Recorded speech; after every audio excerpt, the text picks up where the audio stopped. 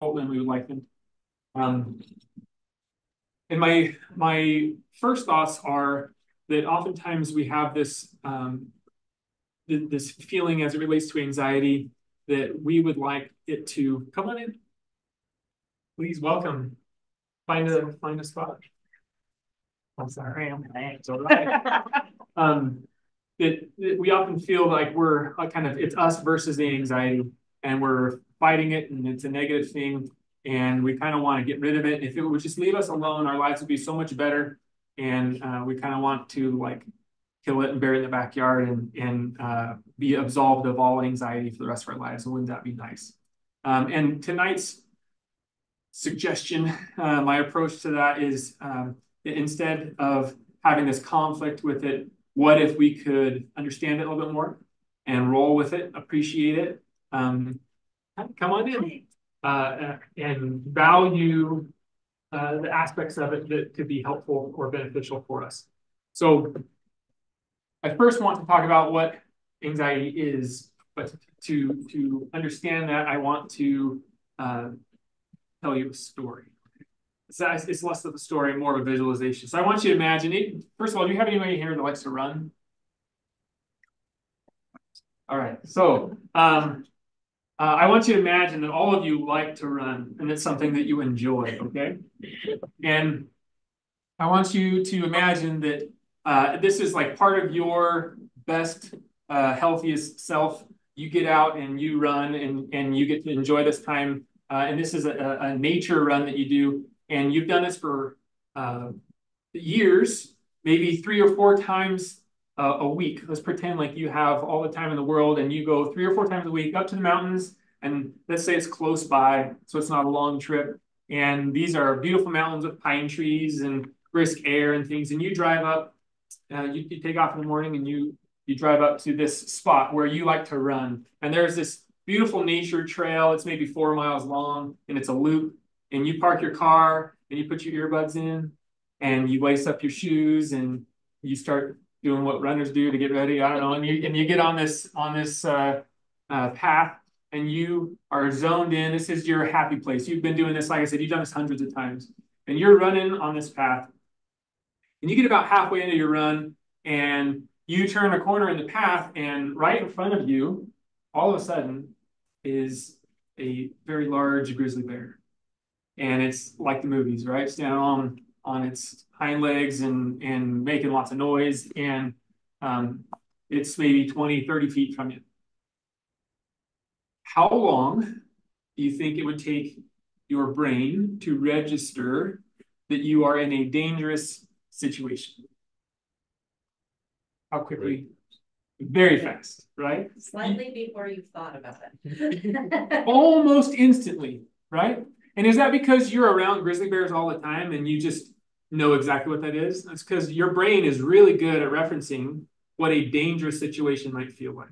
And you don't have to go up and run your fingers through its fur or check its teeth to find out what it is. There's something inside you that recognizes, hold on, danger, danger, danger.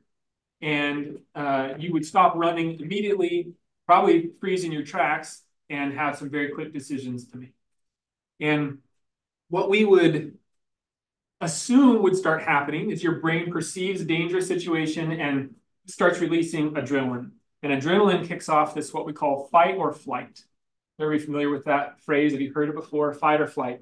And in this case, we're not going to flap our wings and fly away, but we are going to start preparing ourselves. This adrenaline kicks off this, what's called our sympathetic nervous system, and prepares us to do one of 2 things. So sometimes we say fight, flight, or freeze. We can imagine what freeze means, right? In this case, fight would look like what? We're preparing to what? Kill a bear. Fight a bear. Hopefully win, right? Not optimistic. Not the best idea, right? I know what experts say is a grizzly bear, you should play dead or something like that. That's probably not what I'm thinking. I'm getting ready to fight a bear or what? Run away. And my brain reasons those things out very quickly and says, I should exit this situation. And I back away very quickly and I'm out of there. What do you think is going to start happening in my body. This fight or flight response, what's going to happen to my heart rate? Okay. It's going to go up, right? Respiratory rate, increase, right?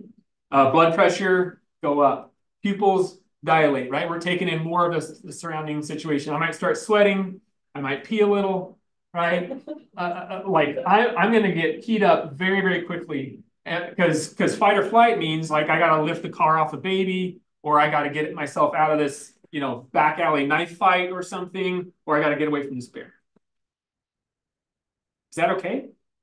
Is it okay that I feel that way? That's probably going to keep me alive, right? Hopefully, that's the goal, right? So very, very quickly, my body is preparing to run faster than I've ever run before.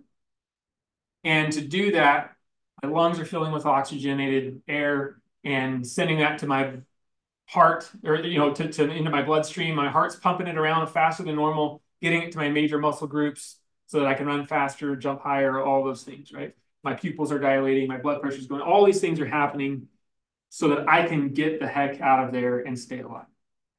And we have to imagine that while this seems normal to us, and it also kind of exists in most other living things, especially mammals, that foundationally there's an evolutionarily sound reason for this, right?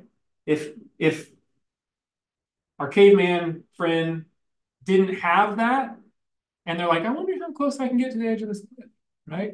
Or let me go pet that saber-toothed cat right now or something. They might not live very long, and they're not going to perpetuate those genetics. And therefore, it's assumed that our ancestors had this built into them, and they lived longer, and they passed that on, and it's a genetic quality that is actually pretty reasonable for us to have. It keeps us alive. It protects our young. It helps us prepare for and kind of execute in dangerous situations. Maybe my feet touch the ground on my way back to my car, but I'm looking over my shoulder and I'm running as fast as I can. And I get back to my car and I slide across the hood, right? Like somebody's watching. And I get in and I'm throwing it in reverse and I'm peeling out of the parking lot. And I'm still feeling that, right? And I'm flying down the road and I'm calling the ranger and I'm reporting this grizzly bear sighting and everything. And I'm flustered and shaking and feeling kind of dizzy and all this stuff. And I got my steps in, right? And I'm going down the road and maybe I'm 10 minutes down the road and I pull my car over to the side of the road. I'm looking in my rear mirror. There's no bear following me. What should start happening at that point? Okay. Might take some breaths, right? I'm shaking and I'm gripping the wheel and I'm relaxing. And at some point, I feel good enough to put my blinker back on, get back on the road, and I drive home. Okay. Now, would we call that anxiety? Why? It's the normal response.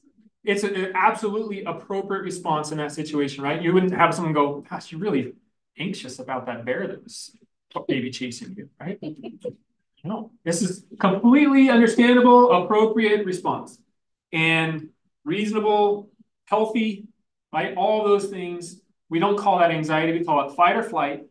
It saved my bacon. I got out of there, all of those things. And I'm still alive today because I could run faster, jump higher, whatever, okay? So you get home and you're home for the day, and later that afternoon, your spouse comes and says, hey, how you doing? Oh, good. How was your run today?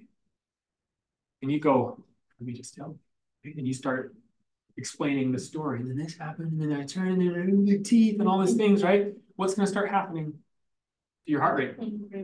Right? You're reliving it. You're expressing and experiencing all over again. You're describing how it felt. And you start feeling kind of shaky. And your voice cracks a little bit. And you're like, I gotta sit down. Oh man, right? Is that a reaction to a dangerous situation in that moment?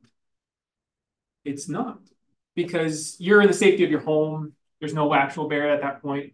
We would call that an anxiety response.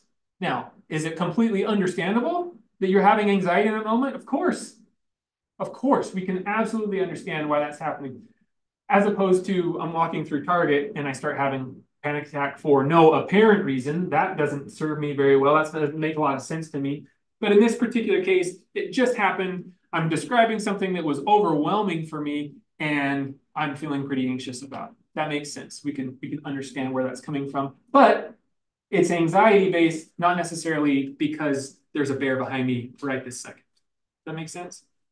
So we can have an understanding of why that's happening, even if it's not necessary for me to react that way in that moment. We can understand where it's coming from. Does that make sense? Okay, so my first goal is to help us understand what anxiety is and where it comes from. It is the activation of our fight or flight response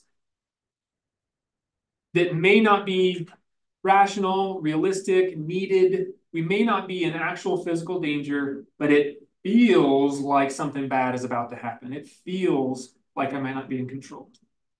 And that is not a very fun feeling. And people say things like, hey, trust your gut, go with your gut. Well, that's where this is coming from. And it feels really uncomfortable that my gut is telling me, you don't understand, something bad's going to happen. And I don't know what it is, and I don't know why, and I don't know when, but someday, somewhere, I might not have control and something bad's going to happen. And then when something does happen, because something does happen in our lives, we go, I knew it. And anxiety says, you should have been prepared for that. So again, the intention of that is to prepare us and warn us and keep us safe and all those things. Right? So what I would suggest or submit to you is that anxiety is not all bad. And in fact, if we were to graph anxiety versus performance, so we would say this is anxiety, or maybe we'd say activation, and this is performance, we might expect this, right? The less the less anxiety we have, the higher our performance is, and the more anxiety we have, the lower our performance is. And that is actually not what we see. What we see is this. The bell-shaped curve, okay? So the bell-shaped curve would suggest that when anxiety is very, very high, performance is what? Very low. But when anxiety is very, very low, performance is also very low.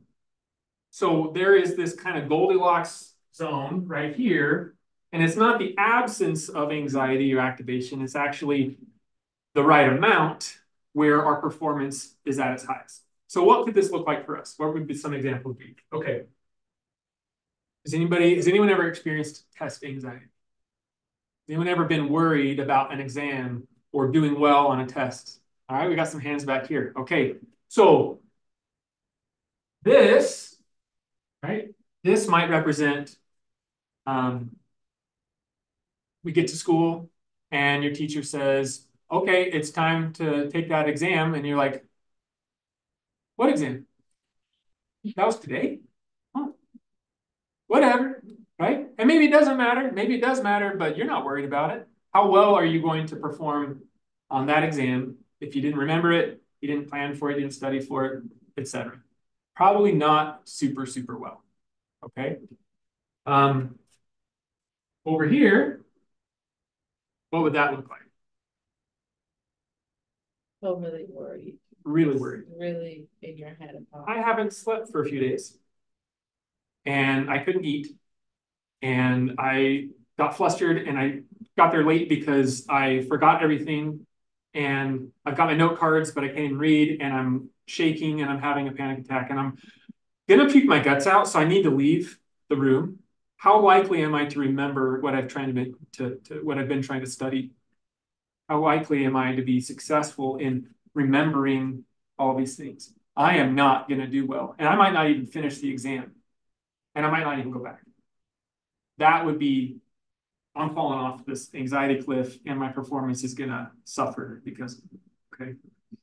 This would be more like, hey, remember we got that exam next week. That's right. I should get out my study guide and start working on it. I should get together with a group of friends and we should make some flashcards and I'm going to study a little bit each day so that I can be ready for it. Hey, I got to get to sleep early tonight so I can have all the sleep that I need and I'm going to wake up and have a good breakfast and get there early so I can study a little bit ahead of time. And I'll have my water bottle and I'll have this and I'm ready to go. Number two sharpened pencils, ready to go, right? I feel prepared. Is it because it's no big deal and I completely forgot about it? It's because there was something inside me that said, hey, make sure you get to work on time.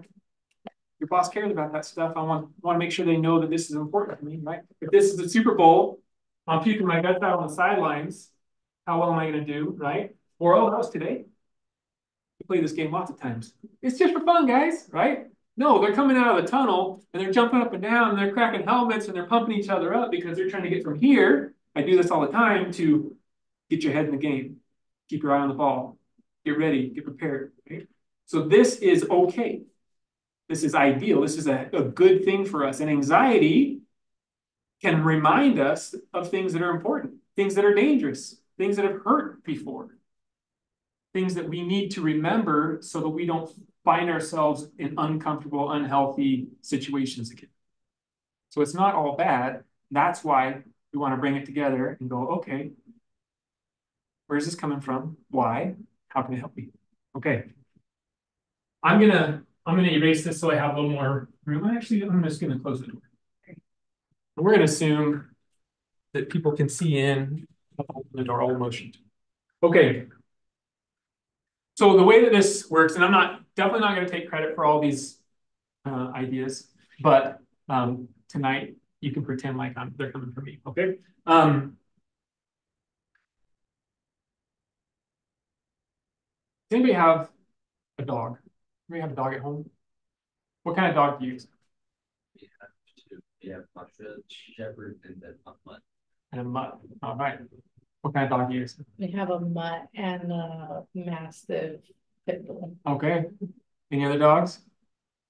A yellow lab. Yellow lab. All right. Those are good dogs. I have a Maltipoo and a Yorkie. And I like one of them a whole bunch.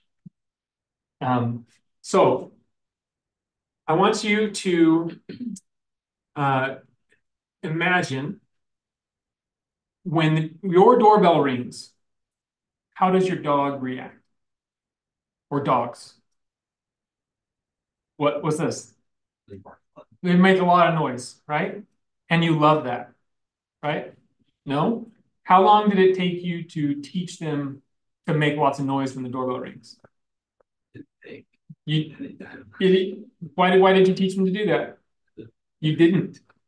So why do you think they do it? Because they're dogs. When I think of a dog that reacts to things like that, I think of a Chihuahua. Okay? And when I think of a dog that is super chill and doesn't care that much, I think of a Saint Bernard. I don't know why. So the doorbell rings and this Chihuahua is like vibrating, right? And the Saint Bernard's like asleep on the couch and like lifts like one eyelid, right? And then goes back to sleep. That's in my mind, that's what I'm saying. So I want you to imagine that each of you is a part of your brain is Chihuahua and part of your brain is Saint Bernard. And some of us might be a little more Chihuahua than Saint Bernard. And some of us might need a little more Chihuahua than we have. And we need to, kick ourselves in the pants a little bit, right? But we need that balance. And some of us aren't quite as in balance as we would like to be sometimes. And it's uncomfortable. So I want you we're going to start with this.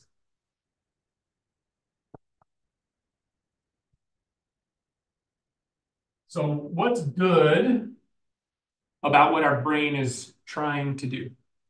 What's the intention of that anxiety piece? Okay.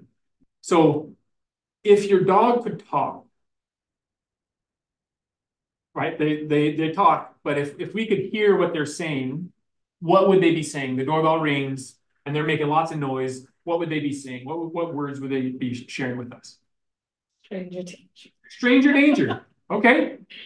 Someone's here and we don't know if it's a good guy or a bad guy. And we gotta, did you hear that? Did you hear that? I heard that. Did you hear that? Right? And you're like, yeah, I heard it. Right? It might even be like at our house, a doorbell rings on the TV show we're watching, and the dog's like, right? So, they could be saying stranger danger. What else? What else could they be saying? Hello.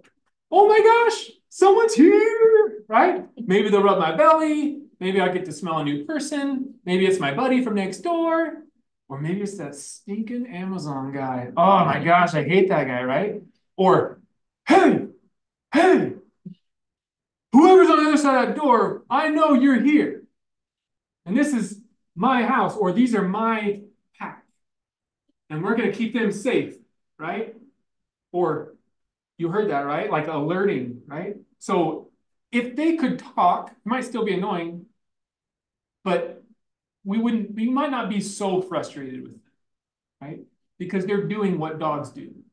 And if we're part of their pack, if my Yorkie was in the wild with all the other wild Yorkies, right? The little pack of Yorkies, they'd probably be alerting each other and warning each other of danger or exciting things or whatever, right? So the intention there is a positive one. It's not just to be annoying, although there are times when you want to kick them across the room and stop making so much noise. It's unnecessary. I can see on my app that it was just the Amazon guy dropping it off, right? And they're dropping off a package. And it's no big deal. Quit freaking out, right? But they don't know that. They don't look through the people. They don't try to figure out what it is. They just react because that's how they're built. That's how they're programmed. Now, I want you to imagine, when we think of this, we're going to call this gratitude. Okay, so I'm going to put a G right here. So I want you to imagine it's 2 o'clock in the morning and you're all sound asleep and someone's trying to break into your house and they're trying to jimmy the lock, right? And your dog hears that because they hear better. And they're always listening because they're dogs and they're alert, right?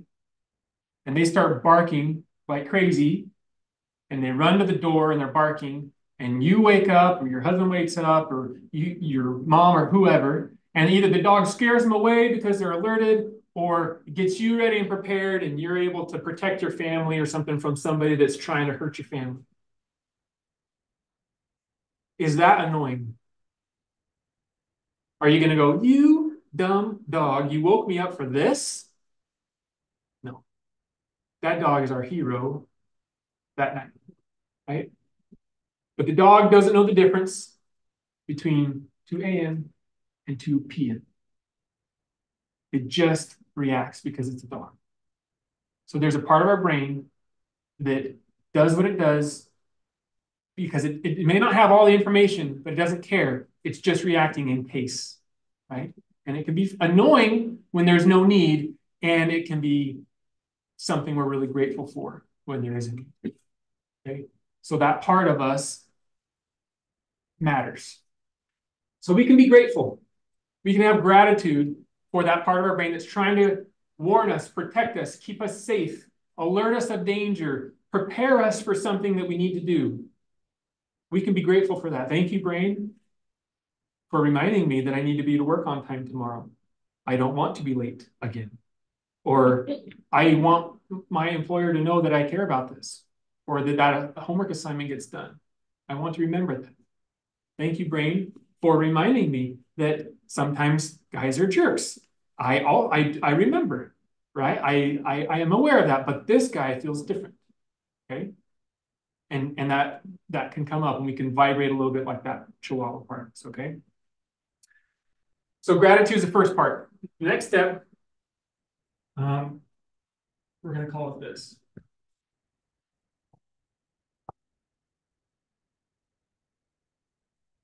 And we're going to call this self-compassion. Now I'm going to give you guys a handout you can take home so you don't have to, if it's worth remembering, you can reference the handout. I don't expect you to remember these components, but it's spelled out a little bit better in the handout. And it sounds like this. Of course, I feel that way.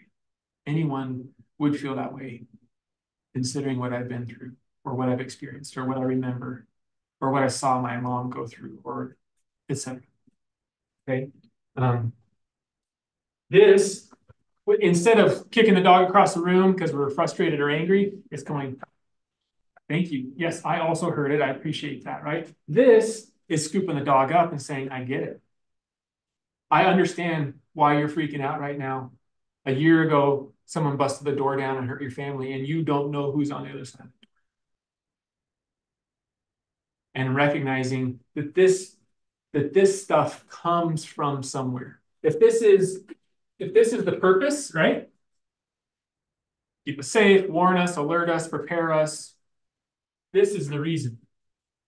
And it's usually because of something we've been through, or something that someone we love, or someone we're close to, or someone on the movie we watched, or whatever it is, has been through. It comes from somewhere. We're not just programmed to fear everything or be worried about everything all the time. It's usually because we've been through some stuff, right? It's like that insurance commercial. We know a few things because we've seen a few things, right? So self-compassion, of course I feel that way. Anyone would. Instead of going, oh, why doesn't that anxiety just leave me alone? Why can't I just enjoy this relationship? Why can't I just show up and not have anxiety for this exam? Well, you remember when you were in 6th grade, you didn't know about the exam, or you didn't study well and you didn't do well, and you got in trouble at home for it, even though they didn't know all that was going on. You remember that, right? Oh, that's true. Yes, even though I'm 26 now, I worry about that. I don't want to fail like that again. Of course you don't. Anyone would worry about that.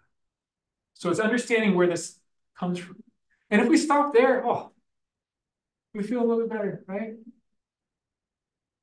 This is not trying to ruin my life. I can appreciate where that's coming from, but it's still really hard. So we're not going to stop there. We're gonna move on to this part right here. Okay, but a lot of therapists might use the word "and" instead, right? Yes, this is hard, and this can also be true. I like butts. And I like big butts because we're gonna have big butts. So, but sounds like this. Okay, this is where we bring in new information. It's where we bring in statistics. It's where we bring in hope for the future, or encouragement from other people, or other people's positive experiences, right? How many of you like roller coasters? Wait, how many of you hate roller coasters? Okay, thank you. What's the likelihood that any of you that like roller coasters, like you're waiting in line, right? And 20 people get on the roller coaster and it goes around and 16 people come back. Pretty good odds, right? Like only 4 people die. You gonna get on that roller coaster? Yeah? See, it could be exciting, right? What a way to go, right? The reality is we get on the roller coaster because everybody else that got on got back off, right? And we're not in complete control, but chances are it's going to work out. It's going to be okay. And we can tell ourselves that because we see people getting off going, whoo, that was awesome. And you're like, I don't know. But they did it and it seemed okay. My friends have ridden it before. I rode this 3 years ago and I'm kind of freaking out, but that one worked out, right? So this is our butt, right? Gosh, I've never done 3rd grade before. And I'm kind of worried because in 2nd grade, on the first day of school, I couldn't find my class and I ended up tearing up and I was really scared and worried. Of course you feel that way, right? But I went to meet the teacher night, and I know where the class is already, and I know the school because I went there for 2nd grade. And my older siblings said that 3rd grade's a lot like 2nd grade, and my parents said I'm going to do great. Okay. You love running, and you had this bad experience, and everything inside you says, I don't know if I want to go back to that path because there was a giant grizzly bear, right? What's good about that? Well, I don't want to die. And my brain reminds me, running might not be so good for me on that path because I had a really bad experience. Is that okay? Yeah. Makes a lot of sense. Anyone who went through what I went through should be feeling some of those things, right? If I showed up the next day and completely forgot about what happened the day before, and I just put my earbuds in and start running again, is that a problem? Yes. Does that make me brave? No. It makes me stupid. And it makes me dead, potentially, right? There's a part of us that needs to go, hold on, let me check in because this might not be so safe for me. So, but I miss it, right? This is my favorite thing. I love this path. And it's been a few weeks. And the ranger said that they caught a bear, and relocated it that matched that description. And I'm feeling like, man, I really miss that. And running in my neighborhood is just not the same. So what do I do? What does this look like? I'm nervous about it. I'm anxious about going back on that run. So what do I do? I've gone all these other times and there was no bears. I've done this hundreds of times, and one time it was really rough. And I'm okay. And they said that they located the bear and got rid of them or whatever. What? And you got away. And I got away. Okay, it was all right. How am I preparing? Let's say I'm really a courageous fellow, and I want that back in my life. So what would I do? What might you do if you wanted to integrate that back into your life? How would you approach that? Slowly and attentive. You're aware, right? You're done sitting in your house and looking through the window, hoping there's not a bear out there, right? We're moving forward, stepping into it. This but might go, but I got bells on my shoes now, right? Or I've got a fire extinguisher size bear spray that I'm taking with me, or I've got a pistol strapped to my chest or something, right? Or I'm taking somebody with me that I can run faster than them, right?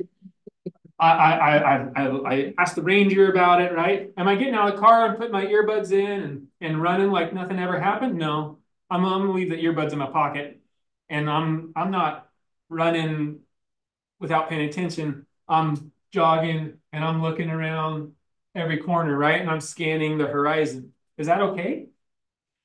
Yeah, that's smart, right? That's valuable for us. And where that's coming from is a healthy place.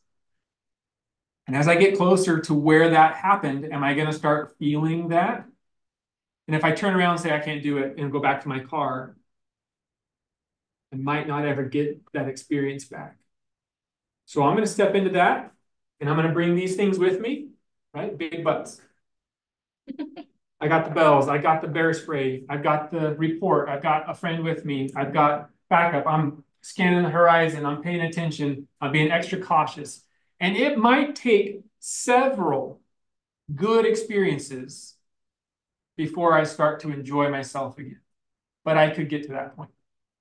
And I might not ever let my guard down the way I did before, but I might be able to find enjoyment in it and might be able to depending on the kind of person I am and how Chihuahua I am versus St. Bernard, depending on how extreme that experience was, right? All those things might factor in. Some people might never put their shoes on again.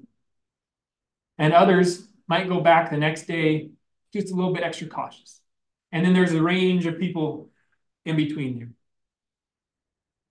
But if we let the bad experience dictate the future, we're probably going to be disappointed.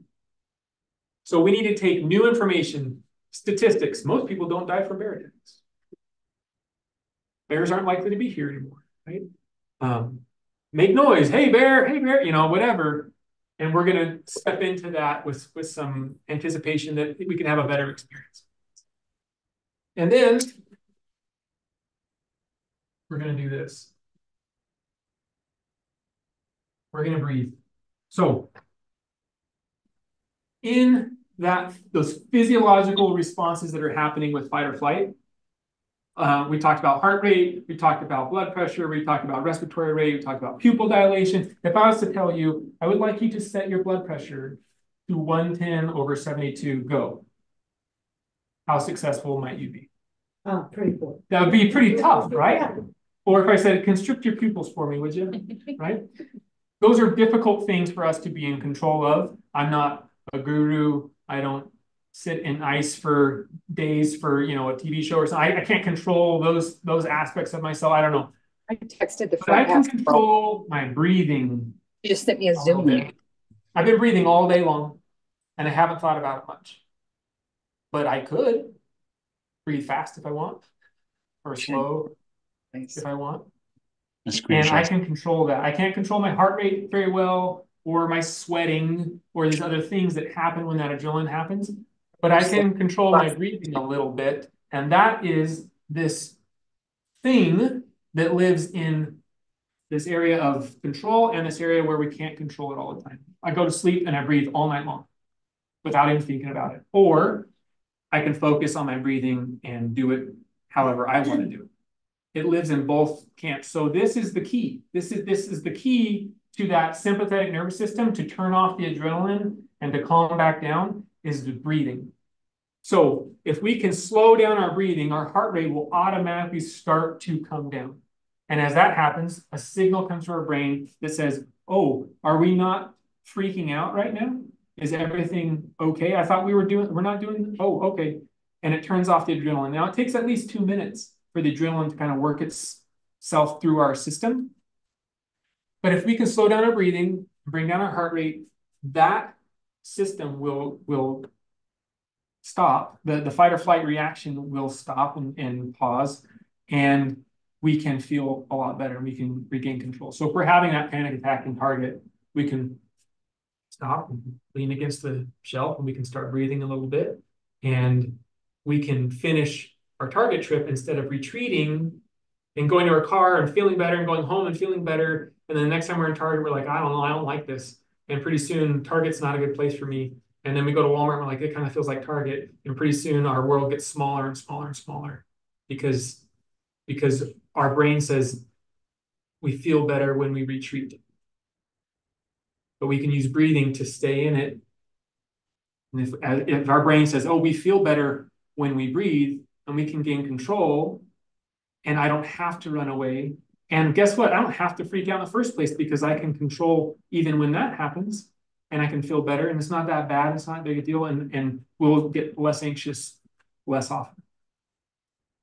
So breathing, you can do all kinds of different breathing. I recommend you breathe all the time.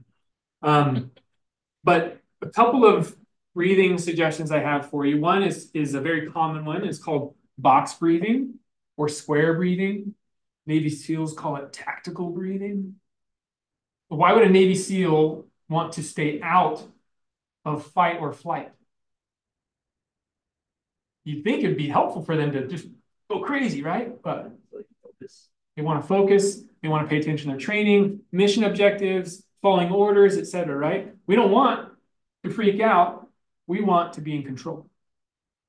I might freak out because I'm not trained that way, right? But a Navy SEAL, they call it tactical breathing. So you call it whatever you want. You call it barbecue breathing. I don't care. But I don't know. I'm trying to think of what else like the most manly thing is. Like tactical breathing sounds pretty manly. I'm thinking like barbecues. That's right. So call it whatever you want, but box breathing might look like this. So you can either imagine in your mind, or you can pick something that's square like a window, or this over here, and you're going to draw a box in your mind. And each leg of the box is going to be 4 to 5 seconds breathing in, hold that for 4 or 5 seconds, 4 or 5 seconds breathing out, hold that for 4 or 5 seconds. And we're doing this, okay? And the reason that can be helpful is a couple of reasons. One, we slow down our breathing. We gain control of our breathing. It gives us something else to focus on. So we step out of the vibrating chihuahua mode, right? And we're counting, right? We might even have someone else count for us. It might start with 2 seconds each leg, right? And we can move to 8 seconds each leg, right? We slow down. It gives us something else to focus on, and it takes our mind off of things. It gives us something that we can be in control of. And we slow down our breathing, slow down our heart rate. We slow down that adrenaline release. And we start to gain control. The other, and box breathing is something that lots of people do. And There's another one I like a little bit better, and I'm going to share this one with you too. But you can find whatever works for you. And there's lots of ways to do this. There's meditation and other things you can do. There's guided imagery that you might give to yourself, or a happy place you can go to where I'm sitting on this beach and the waves are coming, at 5-second intervals or whatever, and whatever you need to do.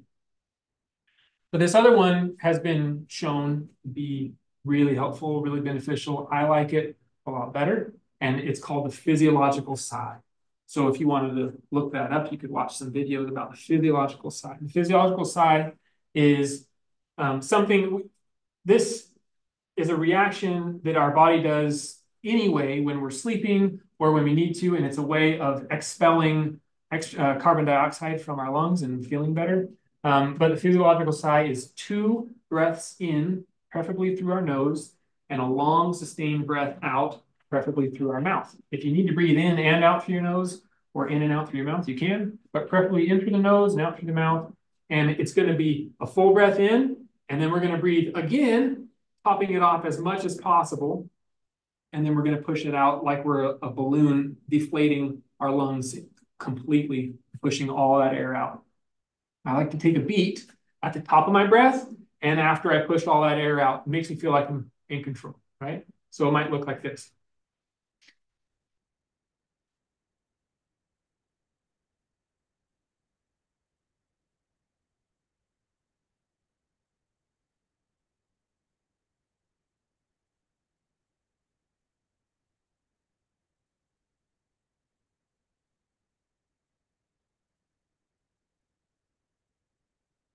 Right? And you can do that 5 times. You can do it for 5 minutes. You can do it for 10 minutes, 2 minutes, whatever works for you. And you will feel better, and you will gain some control. Now, we're not doing this. That's not going to be very helpful for us. That's probably going to cause our blood pressure and our heart rate and those things to go up, right? But we're bringing in lots of oxygen. We're expelling that carbon dioxide, and we're teaching our body that we're doing okay. So the trick with box breathing or physiological sigh, meditation, whatever it is, the trick is you need it to be a tool that you have available to you when you're like at your worst, okay? So the trick there is you've got to practice this when things are good. You've got to do this before you're going to bed, right? We're relaxing. Don't do it while you're driving. Do it while someone else is driving, right? Like if your teenager's driving, you might need to do this. Do it when things are okay, so that you have that on tap as a tool when they are not okay. If it's the first time that you're trying this and you're in the middle of a panic experience and you're going, what did that idiot say? What did he call it again? Psychological whiff, or what practice it when things are good, so that you can use it as a tool and you have that on tap. It feels ready to go. You feel empowered when they're not so good, so that you can bring yourself out of that fight or flight state, because there's no bear and it's okay. And then we're going to talk about it. We're going to work on it. And when we can help ourselves to feel better, like I said, we have more control and we're less likely to go into that fight or flight response in the future. And if we know we can pull ourselves out of it, then it doesn't have to be that bad in the first place. And we can feel like we have a little more control. Practice it with someone that you care about. If you're not the one, if you're here because you love somebody with anxiety, practice this with them because you care about them. Or get others to practice it with you. There's also some great resources. There's a really great series on Netflix called Headspace Guide to Meditation. Headspace is a very popular app as well. But if you have Netflix, I think there's either 6 or 8 episodes where it will take you through what does meditation look like, how can it help you in your life. You could do it as a family. There may be 20-minute episodes, and each one will kind of give you some background. Maybe one's about pain or about forgiveness or about letting go, other things like that. And it'll walk you through a guided meditation with some pretty cool animation and stuff too. So that could be something helpful for you. People like to listen to music, or you might, if you have the ability to breathe in the shower, do some breathing in the shower. Find a spot that feels comfortable for you. If you're trying to go to bed and you're trying to relax, practice your breathing then. And then use it when you start feeling a bit overwhelmed or angry or frustrated or anxious or whatever that is. So gratitude, self-compassion, new information, statistics, positive outlook, encouragement from other people's success, and envisioning and imagining that you could be successful. And then we're going to breathe. And instead of it's us versus the anxiety, we're going to bring it together, and we're going to appreciate where that's coming from, that the intentions are good, and that it doesn't have to run the show, but that some version of awareness, preparedness, etc., can be good for us. All right. I am willing to take thoughts, questions, concerns, anything like that. That's where we're at this point. Anybody have any questions or thoughts about anxiety in general or anything I've shared tonight? All right. Well, thank you very much, all of you, for being here, and for those of you online that were listening in. I know that this is real, and I'm very grateful that on a regular basis I do not experience this to a high degree. But I know that it's real, and there are people in my life that I love and care about that do experience these things, and it's frustrating at times for me to see them having these difficult experiences. And there are parts of me that want to go, quit it, stop it, it's fine, get on the roller coaster. That's for my wife. She does not like roller coasters. You'll like it. I like it. You'll like it. She doesn't always like it. We also need to have compassion like we do for ourselves. We need to have that for other people, and we need to be able to relate to them, and we need to be a welcoming cushion, if you will, to hear their struggles and fears. And if it sounds irrational to us, it probably also sounds irrational to them, and they might have a hard time believing that someone else is going to understand it or validate it or recognize it. It might feel foolish, it might feel silly, it might not make any sense to them either.